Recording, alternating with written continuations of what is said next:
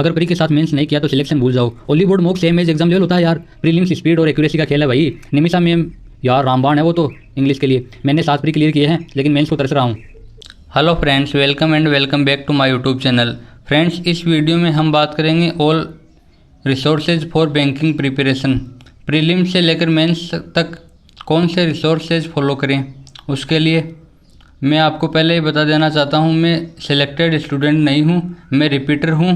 लेकिन ये बात ज़रूर बताऊंगा कि मैंने जो गलतियां की है उससे आपको ज़रूर कुछ ना कुछ नहीं, बहुत कुछ सीखने को मिलेगा, ताकि आप वो गलतियां दोहराएं नहीं।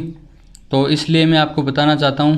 और अगर फिर भी आप अगर वीडियो स्किप करना चाहें तो आप स्किप कर सकते हैं, लेकिन अगर वीडियो देखेंगे तो ज़रूर आपको सीखने को बहुत कुछ मिलेगा। क्योंकि मैंने भी प्रीलिम्स तो सारे क्लियर किए हैं, लेकिन इतने प्रीलिम्स क्लियर होने के बाद भी मेंस क्यों नहीं क्लियर कर पा रहा हूँ, यह आपको बात ज़रूर पता चलेगी। तो बने रहेगा वीडियो में। मैं आपको प्रीलिम्स के रिसोर्सेज के बारे में बताऊंगा। मैंने 7 प्रीलिम्स कैसे क्लियर किए वो भी बताऊंगा, और मेंस के लिए रिसोर्सेज और मेरी गलतियां जो मैंने मेंस एग्ज़ाम की प्रिपरेशन में की थी वो, उसके अलावा बेस्ट मॉक सीरीज़ कौन सी है इसके बारे में हम बात करिए।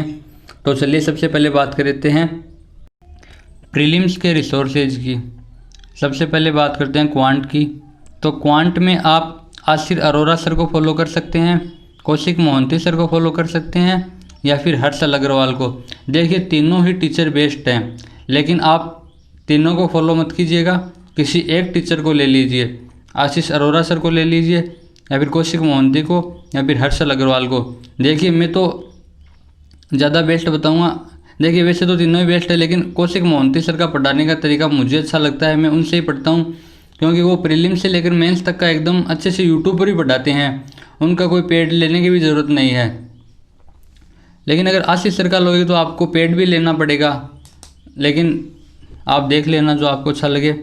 और लेकिन प्रीलिम्स के लिए वायरल मैथ्स की क्लास लेना बहुत ज़रूरी है, क्योंकि उससे आपकी कैलकुलेशन की स्पीड में बहुत ज़्यादा इम्प्रूवमेंट होगा। और वो आपको बहुत ज़्यादा दिन लेने की ज़रूरत नहीं है, 1 या 2 महीने लगातार ले लीजिए बस। उसके बाद आपकी कैलकुलेशन स्पीड अपने आप ही फास्ट हो जाएगी। और उसके अलावा अड्डा की जो क्विज़ है वो बिल्कुल फ्री ऑफ कॉस्ट है, लेकिन आपको वो लगाना बहुत ज़्यादा ज़रूरी है प्रीलिम्स के लिए। तो आप क्विज़ और वायरल मैथ्स वाली ज़रूर अटेम्प्ट करना, आपको बहुत ज़्यादा फ़ायदा मिलेगा। तो चलिए बात करते हैं नेक्स्ट। यह बात मैंने वीडियो में भी मेंशन कर दी है, all teachers are good, everyone has different approach. Teacher सारे अच्छे हैं, लेकिन सबकी अलग अलग अप्रोच है। आपको कौन सी अप्रोच सूट होती है उस पर डिपेंड करता है। आप किससे ज़्यादा अच्छे से समझ पाते हैं या चीज़ों को कैप्चर कर पाते हैं, उस पर डिपेंड करता है। तो आप सभी टीचर से एक बार पढ़ के देख लेना, जो आपको सूटेबल लगे फिर उनसे ही प्रिपरेशन रखना। एक ही टीचर से ज़्यादा बेस्ट ये रहेगा कि आप एक ही टीचर को फॉलो करो। तो चलिए नेक्स्ट, रीजनिंग के लिए सौरभ सर बहुत अच्छा पढ़ाते हैं, अड्डा वाले। और पहले तो अड्डा पर प्रीलिम्स की ही मिलती थी, लेकिन अब उन्होंने अपना रीजनिंग का अलग चैनल बनाया है, चैम्पियंस रीजनिंग नाम से। वहाँ पर वो मेंस के भी हर जो भी एग्ज़ाम कंडक्ट होती है उससे पहले आपको मेंस का बहुत सारा मटेरियल प्रोवाइड करवाते हैं, और उनका पढ़ाने का तरीका बहुत अच्छा है। देखिए मैं तो उनसे ही पढ़ता हूँ, लेकिन उनके अलावा भी अंकुश लांबा सर है, वो भी अच्छा पढ़ाते हैं। और आर्ट ऑफ रीजनिंग नाम से एक यूट्यूब चैनल है, वो सर भी अच्छा पढ़ाते हैं। देखिए मैंने तो सौरभ सर से ही पढ़ा है, लेकिन ये 2 भी अच्छे टीचर हैं, मैंने सुना है बहुत लोगों से। लेकिन रीजनिंग में आपको मोस्ट इंपॉर्टेंट चीज़ का ध्यान रखना है, वो है स्पीड और एक्यूरेसी। क्योंकि रीजनिंग प्रीलिम्स में क्वेश्चन सभी से हो जाते हैं, बस वो एक्यूरेसी और स्पीड नहीं आती है। तो आपको ज़्यादा से ज़्यादा एक्यूरेसी और स्पीड पर फोकस करना है। तो चलिए नेक्स्ट की बात करते हैं इंग्लिश की। इंग्लिश के लिए निमिषा बंसल पेनेसिया है। निमिषा मैम बहुत अच्छा पढ़ाती हैं, क्योंकि उनका एडिटोरियल का सेशन तो मैंडेटरी है करने के लिए। और उसके अलावा उनका एक परफेक्शन है पेड, वो बैच लेने के बाद आपको इंग्लिश पढ़ने की कहीं से भी ज़रूरत नहीं पड़ेगी, अगर आपने एडिटोरियल और परफेक्शन ले लिया है तो। और उसके अलावा अरुण चित्रा सर भी बहुत अच्छा पढ़ाते हैं। और ग्रामर के लिए आपको 120 रूल सीरीज़ है यूट्यूब पर, एक वीडियो भी है लंबा, 11.5 घंटे का है शायद वो, निमिषा मैम का, तो वो भी ले सकते हैं, उससे आपकी ग्रामर कंप्लीट हो जाएगी। तो ये है इंग्लिश के लिए। चलिए, लेकिन एक चीज़ और, हाँ, डेली इंग्लिश रीडिंग करना बहुत इम्पोर्टेंट है। इसके बिना तो ये मान लो कि मेंस की इंग्लिश अब कभी भी नहीं कर पाओगे। और हिंदी मीडियम वालों के लिए तो बहुत ज़रूरी है, क्योंकि इंग्लिश मीडियम वालों के तो शुरू से ही किताबें इंग्लिश में है, तो उन्हें तो हैबिट है इंग्लिश पढ़ने की। लेकिन हिंदी मीडियम वालों के लिए इंग्लिश रीडिंग बहुत ज़रूरी है। कम से कम 1-1.5 घंटा वो डेली रीडिंग करें ही, और यह चीज़ प्रीलिम्स से ही शुरुआत कर दें। जब से तैयारी करने लगे हैं वहीं से शुरुआत कर दें। चलिए नेक्स्ट सेक्शन की बात करते हैं। चलिए बात करते हैं कि मैंने 7 प्रीलिम्स एग्ज़ाम कैसे क्लियर किए। तो मेरा पहला प्रीलिम्स क्लियर हुआ तो जो लास्ट ईयर की SBI क्लर्क प्रीलिम्स थी ना, 2023-24 वाली, जिसमें 8,000 कुछ वैकेंसी थी, वो मेरा पहला प्रीलिम्स क्लियर हुआ था। और उसके बाद वाले SBI PO को छोड़कर इस साल वाले मेरे सारे प्रीलिम्स क्लियर हुए हैं। और इसके अलावा NICL असिस्टेंट का प्रीलिम्स भी मेरा क्लियर हुआ था, लेकिन अभी तक मेंस क्लियर नहीं कर पा रहा हूँ। मेंस के लिए भी मुझे संघर्ष करना पड़ रहा है, लेकिन देखते हैं। इस बार अभी कैलेंडर जारी हो चुका है IBPS का, इस बार ज़रूर कोशिश करेंगे, अच्छे से एकदम 100% देंगे अपना। तो चलिए, सबसे पहले तो इम्पोर्टेंट है आप अपना सिलेबस कंप्लीट कीजिए। वो आप किसी भी टीचर से कर सकते हैं, मैंने आपको ऊपर बताया है। और उसके बाद आपको डेली मॉक लगाना बहुत इम्पोर्टेंट है। RRB के तो वैसे 45 मिनट्स का होता है, तो आप डेली मॉक लगा सकते हैं। और क्विज अड्डा वाले क्विज लगाना बहुत इम्पोर्टेंट है, क्योंकि उससे आपकी स्पीड और एक्यूरेसी आएगी। और प्रीलिम्स में स्पीड और एक्यूरेसी ही मेंटेन रखनी है बस। प्रीलिम्स एग्ज़ाम में आपका टेस्ट ही स्पीड और एक्यूरेसी का ही होता है कि आप स्पीड के साथ कैसे एक्यूरेट, जबकि क्वेश्चन का लेवल बहुत लो होता है। आसानी से आपको अगर टाइम दे दिया जाना है तो आप पूरे क्वेश्चन अटेम्प्ट कर लोगे, लेकिन आपको स्पीड के साथ करना, बस यही प्रीलिम्स एग्ज़ाम है। चलिए अब मेंस रिसोर्सेज की बात करते हैं। तो क्वांट के लिए आपको जो 3 टीचर्स बताए हैं उनमें से किसी एक को फॉलो कर सकते हैं आप, लेकिन मेंस में आपको DI और कैशलेट लगाना बहुत ज़रूरी है। अगर आप इनको स्किप करना चाहेंगे तो ये इम्पॉसिबल है। इनको स्किप करके आप सिलेक्शन ले ही नहीं सकते, क्योंकि DI और कैशलेट ही आती है आजकल। SBI PO में तो यही कर दी है।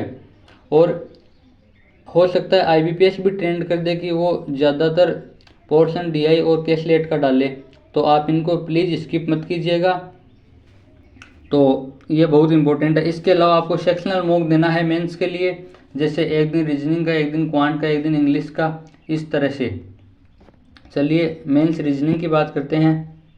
रीजनिंग के लिए भी सेम वही है, आपको जो टीचर बताए हैं उनमें से आप किसी को भी फॉलो कर सकते हैं, लेकिन मैं थोड़ा सा रिकमेंड करूँगा सौरभ सर को, क्योंकि उनका पढ़ाने का तरीका बहुत अच्छा है और वो मेंस का कंटेंट भी अब बहुत अच्छा प्रोवाइड करते हैं चैम्पियंस रीजनिंग नाम के यूट्यूब चैनल पर।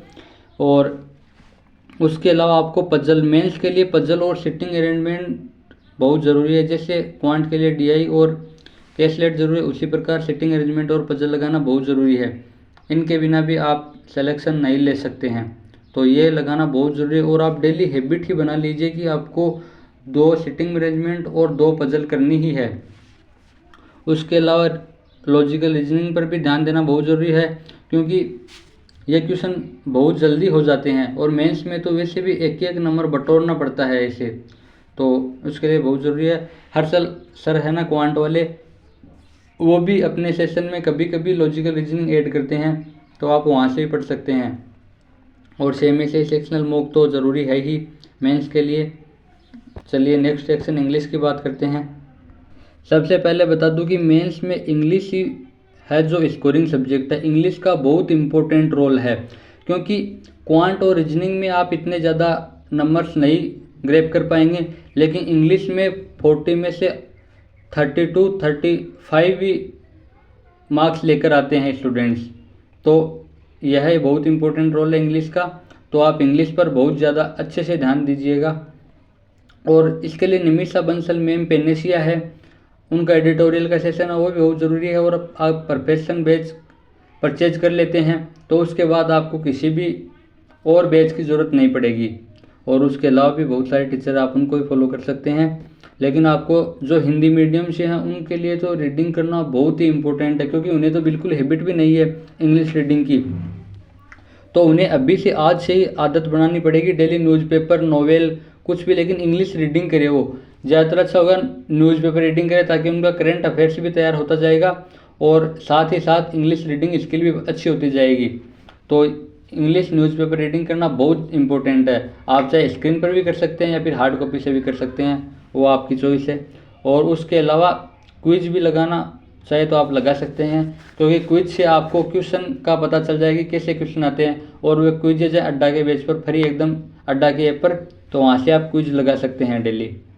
चलिए नेक्स्ट सेक्शन और सबसे इम्पोर्टेंट सेक्शन जीए की बात करते हैं, जिसमें एक एक नंबर लेने के लिए बच्चे तरस जाते हैं।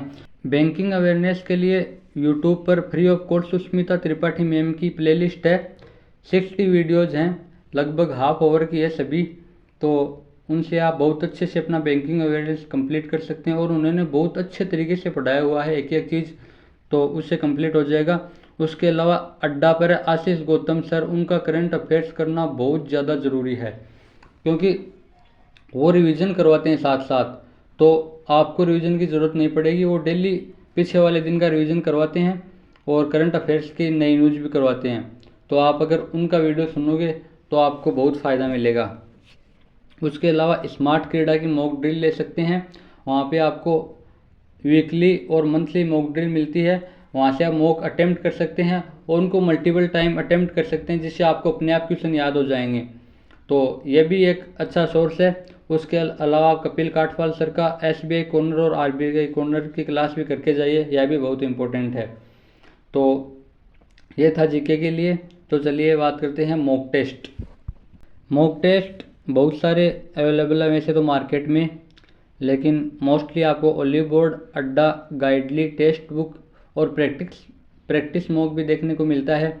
लेकिन देखिए, मैं आपको रिकमेंड करूंगा कि आपको ओलिव बोर्ड का तो लेना ही लेना है, क्योंकि यह एग्जैक्ट एग्ज़ाम लेवल का, मतलब लगभग एग्ज़ाम लेवल का कंटेंट प्रोवाइड करते हैं। वैसा ही रहता है जैसे एग्ज़ाम में आता है ना, लगभग वैसा ही, उससे थोड़ा सा ऊपर मिल सकता है लेकिन डाउन नहीं मिलेगा आपको।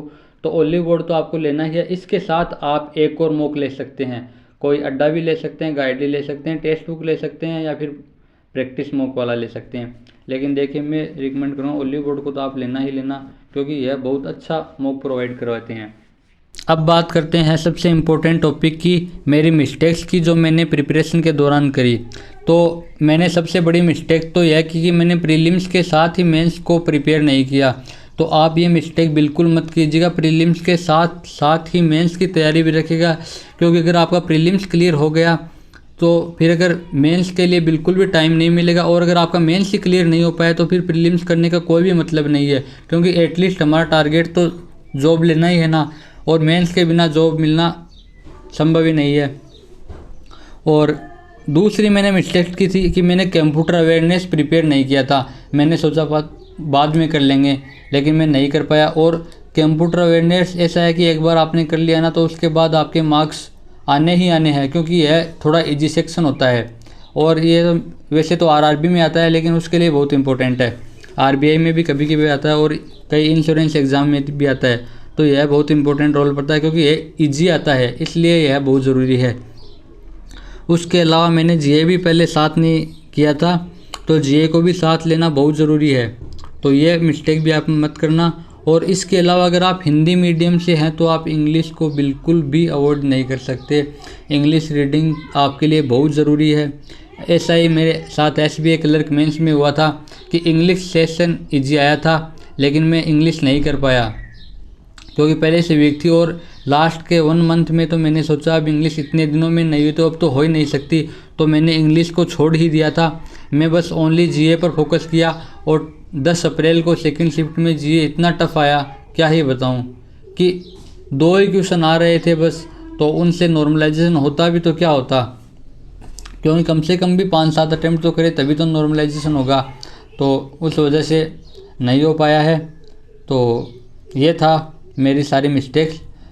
आशा करता हूँ कि आपको यह वीडियो हेल्पफुल होगी। तो मिलते हैं नेक्स्ट वीडियो में, तब तक के लिए धन्यवाद। Have a nice day.